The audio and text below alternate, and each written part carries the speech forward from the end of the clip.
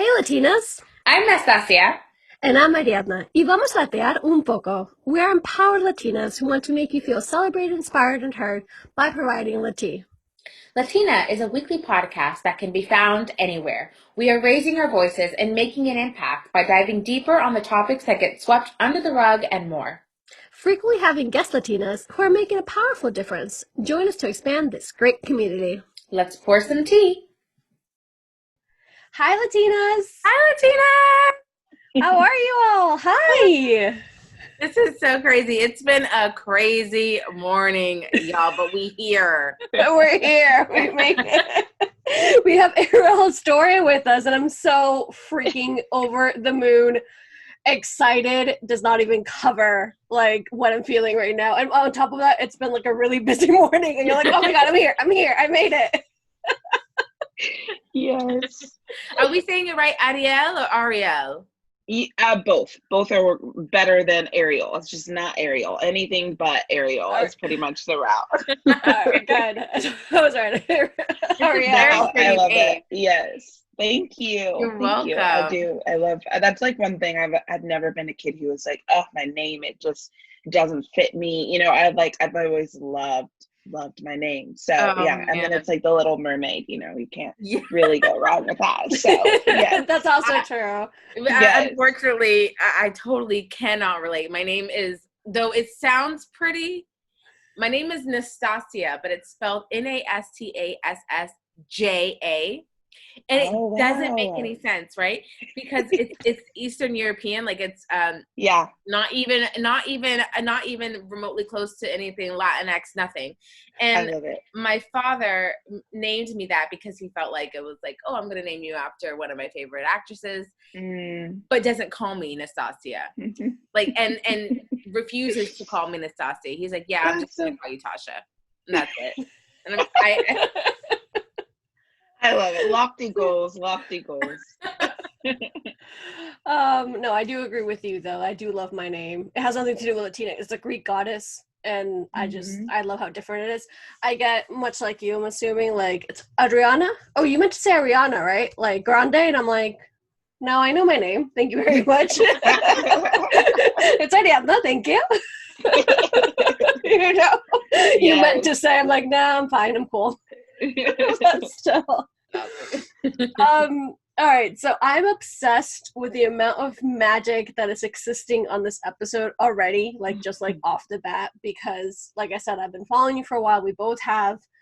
And your creativity, the messages, the art that you release is just so powerful and meaningful. Like it just means it goes through the screen into my soul kind of moment, kind of vibe, basically. Well, of course, we all know that the presence of COVID-19 has taken a toll on us, mentally for some, emotionally for others. I wonder if it has taken a toll on you creatively, sorry. Mhm. No, I mean, at first it was like, everyone's working from home, right? And so that didn't really change. Like I've been working from home, for years now. But now it's like we're really, really, at home. But then at the beginning of everything, it was more so just my performances and my gigs and things like that. Those were just canceled left and right, left and right. So that was extremely just disheartening at first. And then getting into this space of like, okay, well, we're home, we're still for how long, my husband wasn't working for quite a bit of time as well, and so we were just here. And I really felt, for me spiritually, it was less about just like doing a bunch of stuff. I was like, I think I'm really supposed to lean into this space of stillness and resting, even though like I hate doing that. But I think the more I've learned over, life was just like, no, like when these moments come, like grab them and hold onto them. And so I was like, wow, this is a beautiful space. So I was like really into the like waking up whenever, we would binge watch, shows all day. And then I would still write here and there. We would go on walks and listen to podcasts together. And so I was still being inspired, you know, by things. And I think even more so because I was actually taking the time to be still and to listen, to take things in. And I mean, at the beginning, I was like writing poems about my plants and like all these things because I was like, my plants are at home, you know, sitting all day long. Like, how inspiring is that? And so I feel like I really tuned in and checked into the stillness, and it did it. I think it enhanced my creativity more than it diminished it, or more than it, you know, did anything else. And then I started to get a little bit more productive in the stillness of like, okay, what can I do here? You know, so I revamped my website. I used, you know, time because we had it. I was like, yeah, whenever it's done, you know. And so use that for my website. Use this time to like create more things, to organize what was happening. And so I think my creativity is just funneled in other directions. But I don't think, if anything, I feel less motivated sometimes to create.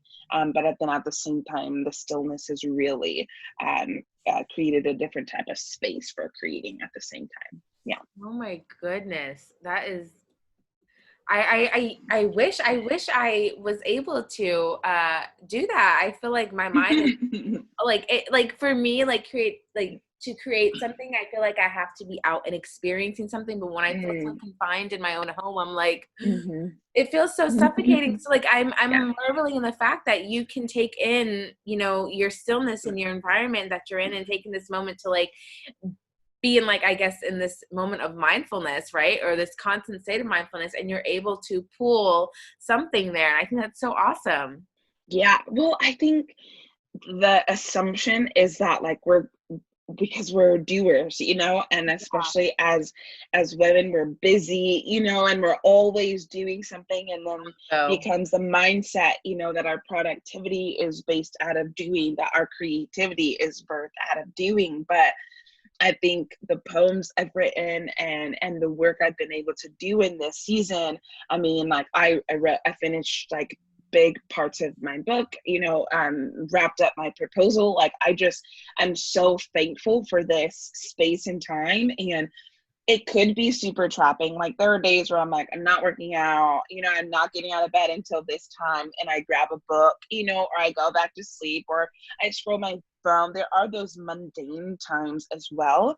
But then I also, when I feel like, oh, it's 10 o'clock and I can't sleep, and I come back in, you know, this is my office, come back in here, and I'm like typing away. Like I think there's more permission for that space. And because I work at home, you know, like I'm used to funneling here, which just comes down to your environment, you know, like my office is like my space, you know, and my body knows that like when I enter in here, we're here to work, we're here to create, we're here to do, you know. And then I'm in my bedroom, and I stopped working in my bedroom because that overlap is like really transcendent. Like I noticed I haven't worked in my bedroom in a long time, and then this last like couple weeks I did, and it was so hard to go to sleep once I put my computer back in my office, because my brain was like, what's happening, you know, like what are we doing, what are we creating? Agree. And so it's really important in your homes, especially now that we're like really really in it, like create this space. Like if your kitchen table is your office, if you don't have a room allotted, then make that, you know, that space, and use your bedroom as a space of rest, and use your living room as a space for leisure. And so I really had to compartmentalize that for myself.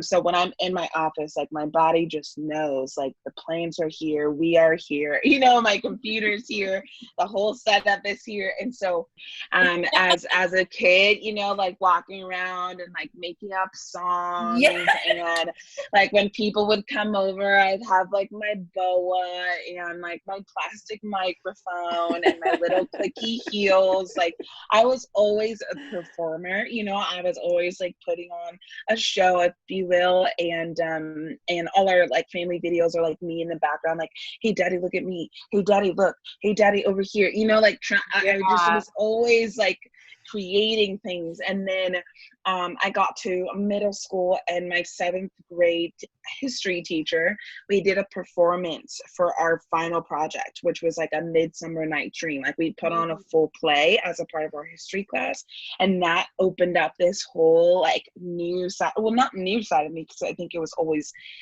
who I was, but then like memorizing Shakespeare, and just like I feel like I just devoured the work of being an actor. And so from then, I went to an arts high school. And so my school was like 8 to 12, you're doing your academics, 12 to 1 is lunch. And then from 1 to 4:30, you're doing your emphasis. That's really cool. It's called Oakland School for the Arts. And there's like a lot of arts and charter schools. And so I'm from the Bay Area originally.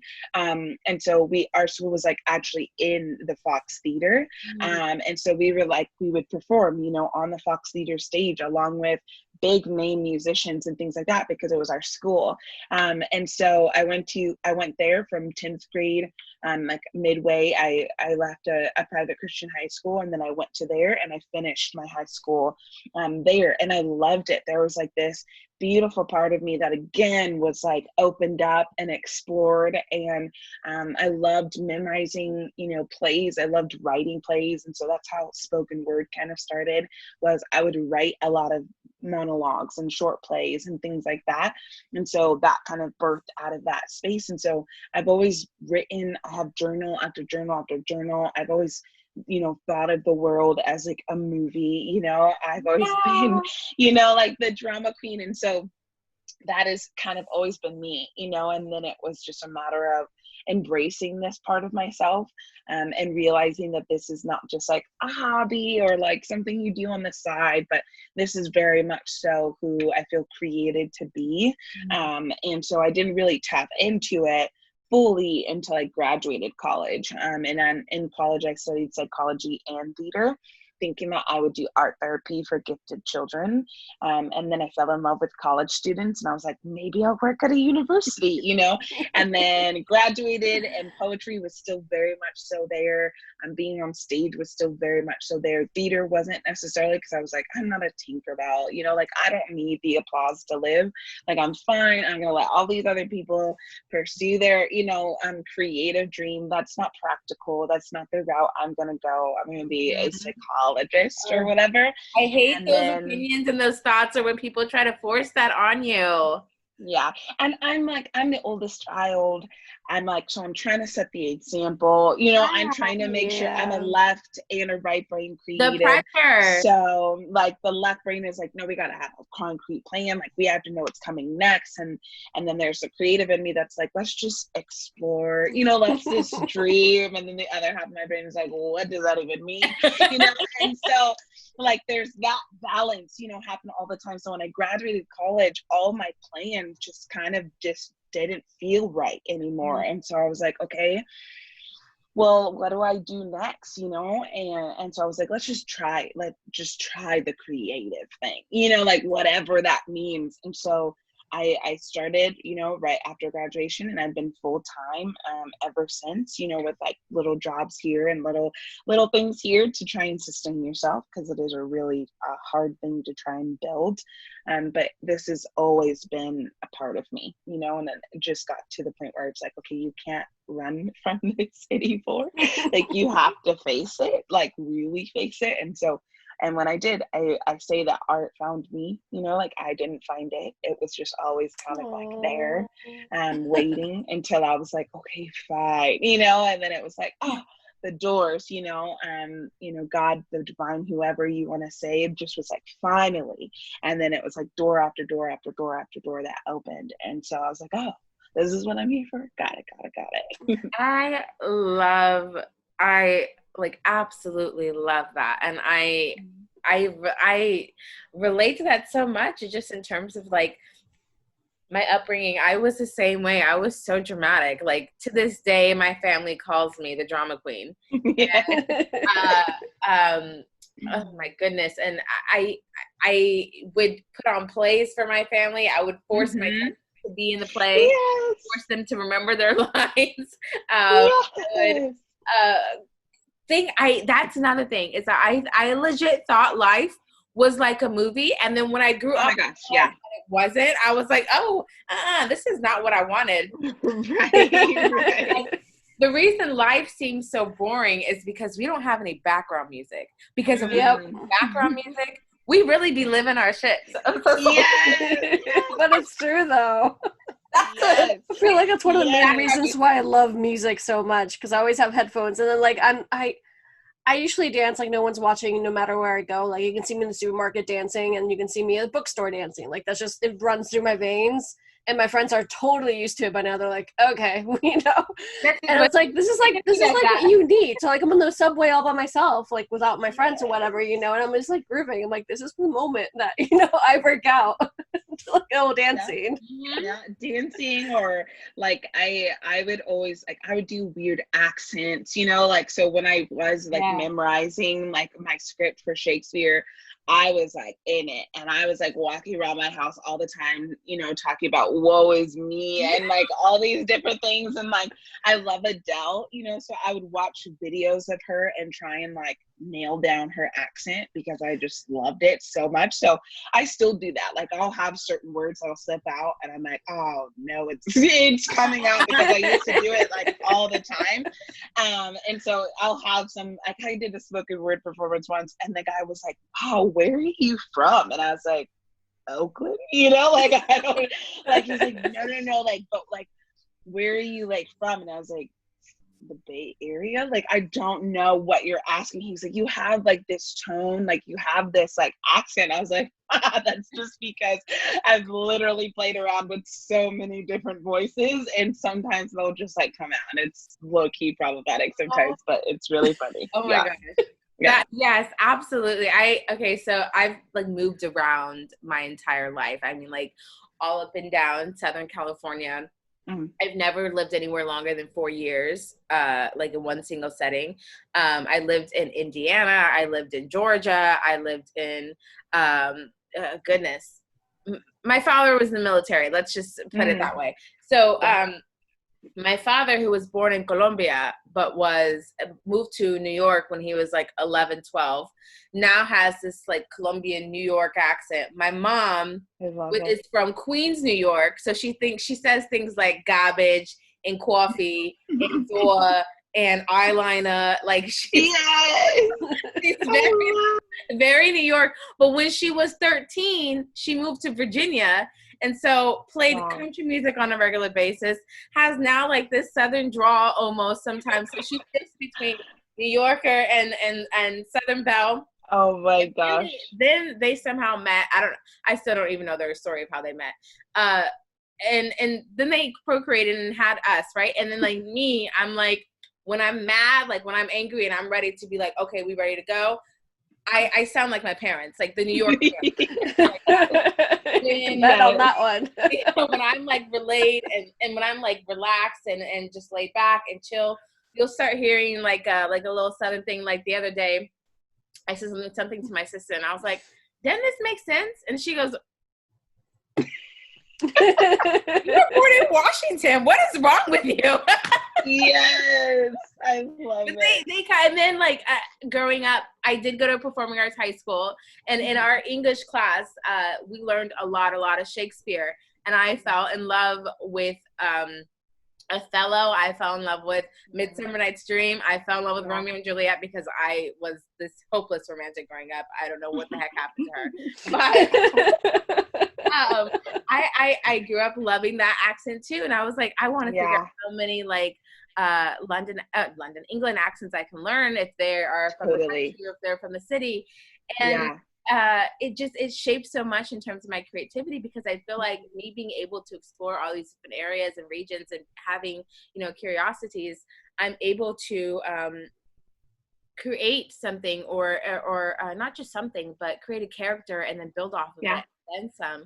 And I feel like it ties so much into my creativity now, and it even just makes me go back into thinking of what I was saying about COVID in terms of like when Ariana was like, has it had any toll on you creatively at all whatsoever? And I wonder, just out of curiosity, if when, I'm not going to say if, when COVID is done, please, Lord Jesus, and we can be done with this and go outside, do you think that shift of being in quarantine for so long and then now being able to go out and go back to, I guess, back to normal, or rather to a new kind of normal, do you think that's going to have a shift on you at all?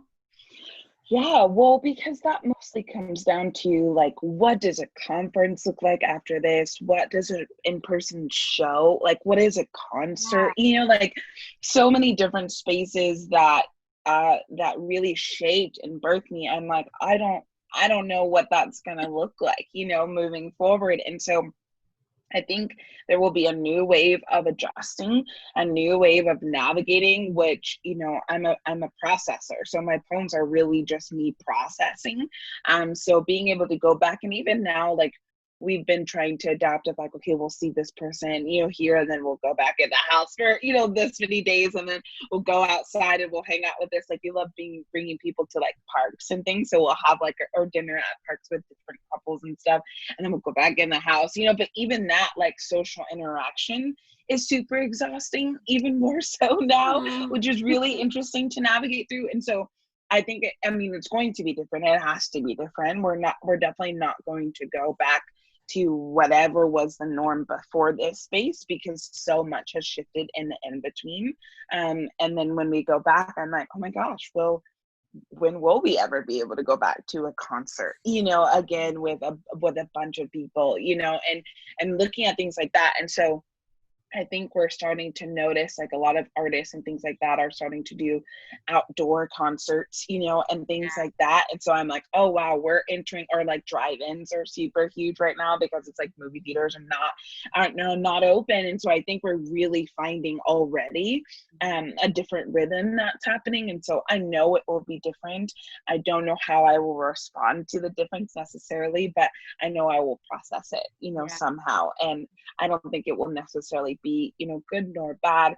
And it will just be different, and it'll be what, you know, what it is and what it becomes. And we will adjust accordingly. Yeah. I definitely love how you use the word shift, without a doubt, because I also feel like it's just a big shift, not only like in our habits, what we used to do, but also like in our energy and what we expose ourselves to, not only because of COVID, and like we might, like, even after we have like a cure and whatnot, we still might be a little bit like hesitant to like go into a big group of people, obviously. I feel like for a while. But when it comes to like energy, like protecting your energy, because all this time we've been looking inside ourselves and finding our own power and finding like what holds us together and filling our own cups, like Anastasia and me always say.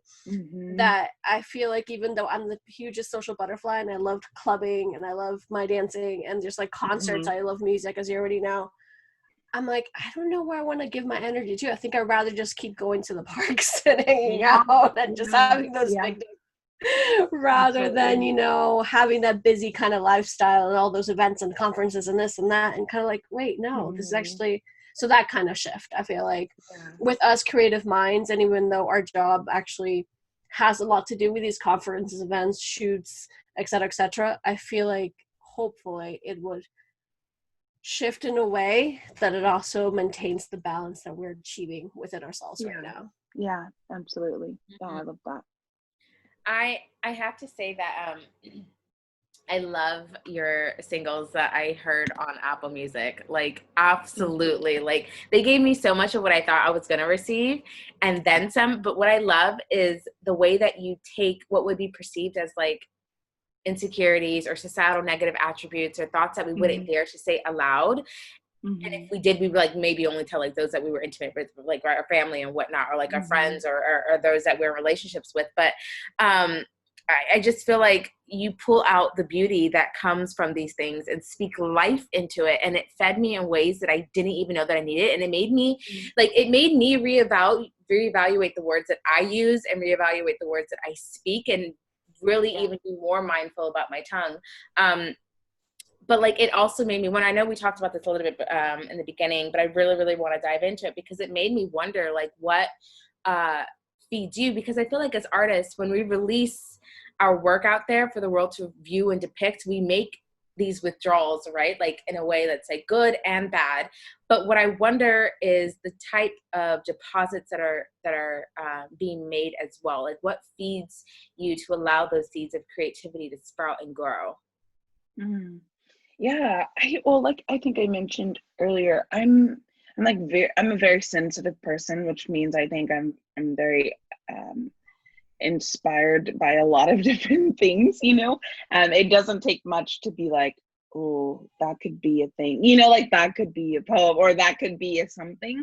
And I will mid conversation be like, I'm so sorry, like I really need to write that down. Like I don't have any qualms with doing that, because I don't want to miss what I just gained, and I won't listen well and intentionally unless I write it down first, because all I will be thinking about is trying to like hold that one line or that one phrase or that one whatever, And so for me, I think at least with what I've created recently, I wanted, with the distance of everything and not being able to be in person with people, I wanted to storytell the same way I would in person, with people.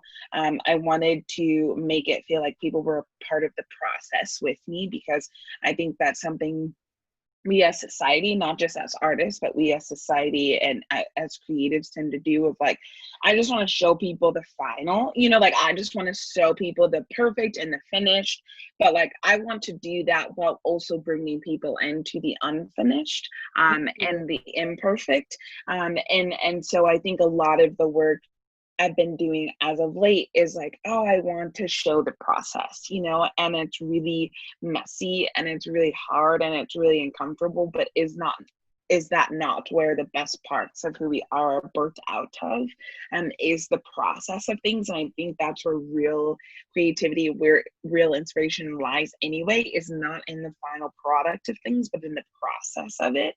And so that's been like a huge thing of just like, even when we record, I'm like, I want it to sound like they're in the room with me, or I want it to feel like they're in the car with me, when I found the melody, or when I found, X, Y, and Z. And so I wanted it to feel like there weren't these barriers that we're experiencing between connection right now.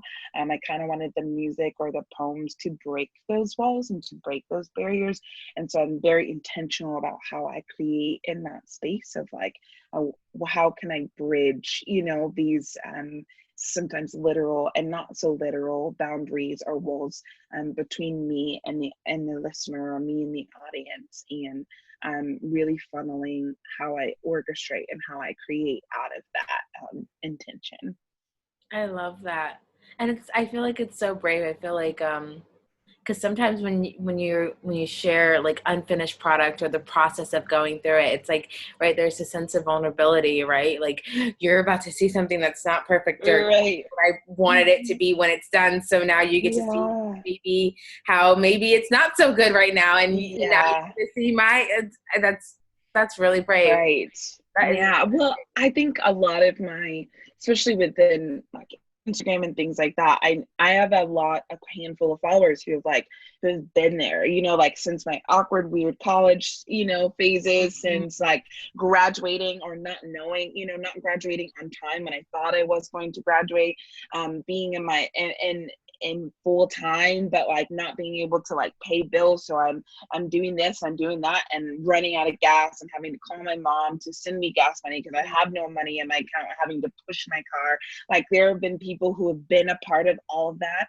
And I never want to lose that humility. I never want to lose that, whole started from the bottom, which I don't even really think what it is, but just like, look at this beautiful journey of becoming, and unfolding, and being a part of that with me, like I'm not running out of gas, that is something that I think about all the time, of like, I can put gas in my car off of the money I make as an artist. Like that is something I continuously come back to and find gratitude for. And I don't ever want to lose that.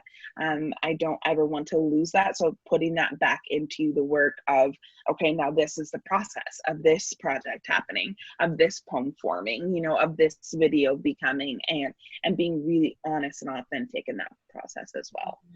I Well, love that. that's something that I definitely noticed right away with you, because you go to, like I said earlier today, like it goes from the screen to my soul, because I can see that process of becoming, and I feel so grateful to see that as well in people, especially as artists. And also, it's something that I'm also very fond of to do with my own personal platform as well, apart from ours, of course, but just kind of saying the behind the scenes of like, oh, you can start from anywhere. And this is the hard part, but like, you're not always going to get, like, it's not always picture perfect. It doesn't have to be by any way, shape, means of any sort, of any kind, Right. you know? Yeah. And I love that, because it's like, I know we use the word like relatable a lot, and I understand it, but it's also more of like, I'm letting you into like this space, and so you also understand that we're in this together. That whatever process that you're going through, it's not like I want to relate to you or you relate to me in that particular sense. Just kind of saying we got each other one or another. Just because you see like this, in a it world, doesn't right, matter. where we're like advertising our best selves, like Instagram, exactly. Facebook, And I'm your tired, Google. like, you know me, where I'm tired of all that kind of like advertising only the best self. So that's like with the captions, and when you see your feed, when we go to see your feed, you're like, oh, okay, this one right here is only like has so much power and magic and grace and fire, but also like I understand these quotes and I understand these captions and I see that, and the pictures are pretty, but like you see the behind the scenes, and I love how you do that so very well. No matter how big of a following you have, no matter if you're verified, no matter if you're like, you know, with more celebrities, etc., etc., etc. Just in general, you're still yourself. I think I talked about this at a virtual summit this past weekend. This concept of transcendent authenticity.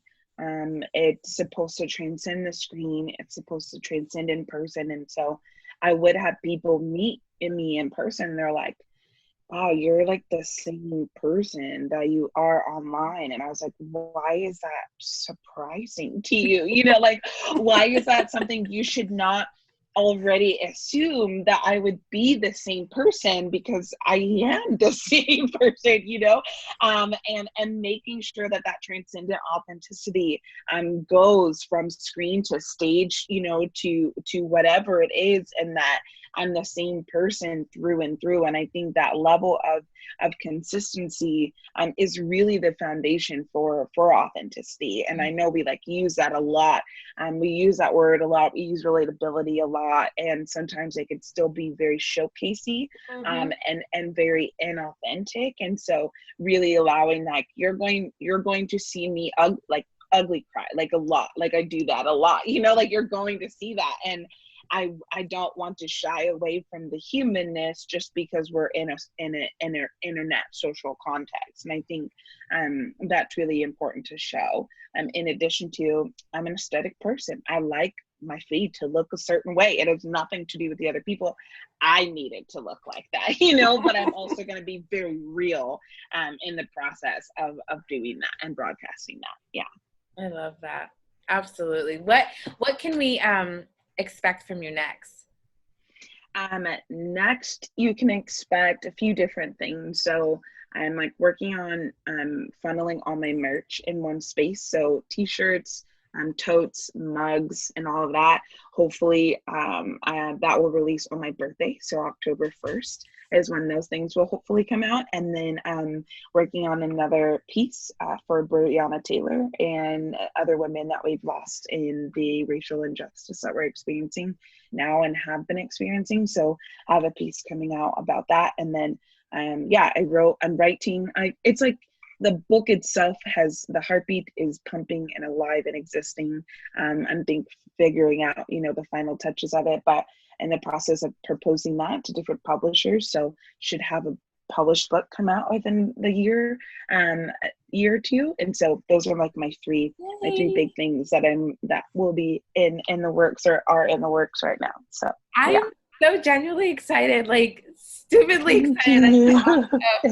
Right? Oh my Thank you. I love seeing your progress. It's more of the same, but I love seeing your process of the book. And every time they're like, oh, I wrote so many pages and I did all this. And I'm like, oh my God, Yeah. there she goes. Yeah, it was really, and I took a while to like start posting about it, just because I didn't know, I didn't know where it Yeah. was at. But then in the last couple weeks, finishing up my proposal and everything, which has been really exciting, and then having my literary agents like design it. And so I got the design for the proposal that we're sending out to publishers last week or week before, and I was like weeping, and like, so it's like, oh my gosh, this is like this is happening, which is really cool. So it's been fun, and I'm like, oh, do people share about this part of it? But again, I'm like, the process. So I might even post, like I did post a screenshot of the proposal on Twitter, but I don't think I did on Instagram. So I probably will do that this week, of like, here she is, she's ready to go. So yeah, it's exciting. It's really It really is. I'm so happy for you. Exactly. Thank I know you. I'm like legit, like I still- feel butterflies in my stomach. I'm so happy for you. Thank you. And we saw also that you write on your blog as well, on your webpage, obviously, and you have quite a few blog posts. And then that's where we know about the poem for Breonna Taylor that we think, at least I cried because holy moly with that poem. And then you also talked about 2020 and like COVID and stuff like that. Is that something that you still are going to continue? Yeah, I'm so bad at blogging. I need to do better at it, and it's mostly because like I've funneled a lot of like my long form into captions. Blogging is kind of like this lost art right now, and so I definitely know that there's like packaged conversations that I want to start having before the book coming out, and so that being blog, potentially like a podcast, and so having those two spaces be the spaces to kind of build towards releasing and finalizing the book. And so yeah, I'm like, when I do blog, it's like random, but I think it's good to a point, because like my caption, I'm like, this is too long, girl, like this is a post. So I'll like take it out and then write the blog, but I haven't had that this is a blog feeling in a really long time, so we'll see. Yeah.